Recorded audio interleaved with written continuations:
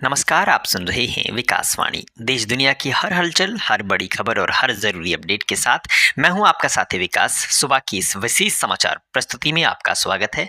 आइए शुरू करते हैं आज की प्रमुख खबरों के साथ।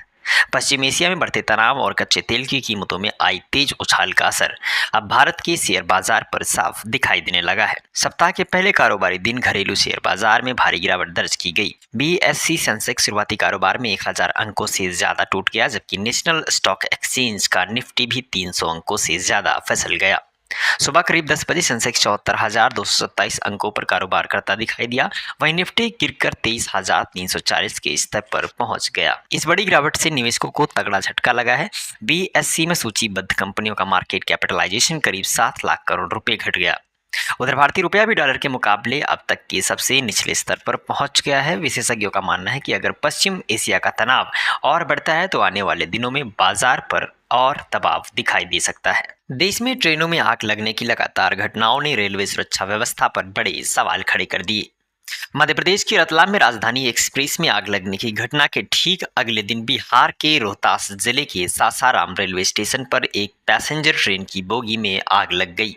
हालांकि राहत की बात यह रही कि इस हादसे में कोई यात्री घायल नहीं हुआ। इससे पहले तिरुवनंतपुरम से दिल्ली आ रही राजधानी एक्सप्रेस की एक बोगी में भीषण आग लग गई थी।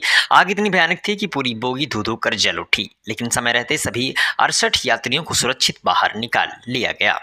लगातार सामने आ रही इन घटनाओं के बाद अब सवाल उठ रहे हैं कि अगर दिल्ली जैसे बड़े रेलवे स्टेशन पर ऐसी कोई आपत्ति स्थिति पैदा हो जाए तो रेलवे प्रशासन उससे निपटने के लिए कितना तैयार है। रेलवे की सुरक्षा व्यवस्था और इमरजेंसी रिस्पांस सिस्टम पर अब गंभीर चर्चा शुरू हो चुकी है। पश्चिम एशिया में तनाव अब और खतरनाक मोड़ लेता दिखाई दे रहा है। संयुक्त अरब अमीरात के अल अफरा क्षेत्र में स्थित बाराका न्यूक्लियर पावर प्लांट परिसर में ड्रोन हमले के बाद आग लग गई। हालांकि इस घटना में किसी के घायल होने की खबर नहीं है, लेकिन इस हमले ने पूरी दुनिया की चिंता बढ़ा दी है। बताया जा रहा है कि ईरान और यूएई के बीच तनाव बेहद खतरनाक स्तर तक पहुंच चुका है। भारत ने इस हमले की कड़ी निंदा की है और संतुलित कूटनीति का संदेश दिया है। भारत के लिए स्थिति बेहद संवेदनशील है, क्योंकि एक ओर ईरान पुराना मित्र है तो दूसरी ओर यूएई भी भारत का अहम रणनीतिक साझेदार है। ऐसे में भारत बेहद सावधानी और संतुलन के साथ अपनी विदेश नीति को आगे बढ़ा रहा है। विशेषज्ञों का मानना है कि अगर पश्चिम एशिया का यह संकट और गहराया तो इसका असर पूरी दुनिया की अर्थव्यवस्था, तेल सप्लाई और वैश्विक सुरक्षा पर पड़ सकता है।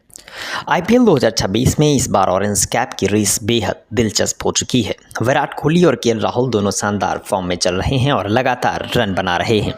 रविवार को दोनों बल्लेबाजों ने अपनी अपनी टीमों के लिए अर्धशतक लगाया और इसी के साथ दोनों के नाम एक बड़ी उपलब्धि भी दर्ज हो गई। केएल राहुल अब आईपीएल इतिहास में सबसे ज्यादा बार एक सीजन में 500 या उससे ज्यादा रन बनाने वाले दूसरे बल्लेबाज बन गए। वहीं विराट कोहली अब इस रिकॉर्ड में एक कदम आगे बने हुए हैं। क्रिकेट प्रेमियों की नज़र इस बात पर टिकी है कि आखिर इस सीजन ऑरेंज कैप की बाजी कौन मारता है। फिलहाल आज की इस बुलेटिन में इतना ही। देश दुनिया की हर बड़ी खबर और हर जरूरी अपडेट के लिए आप जुड़े रहिए विकासवाणी के साथ। नमस्कार, मैं हूं विकास, आपसे इजाजत चाहता हूं। मिलता हूं अगली वीडियो में, तब तक के लिए जय हिंद, नमस्कार, वंदे मातरम।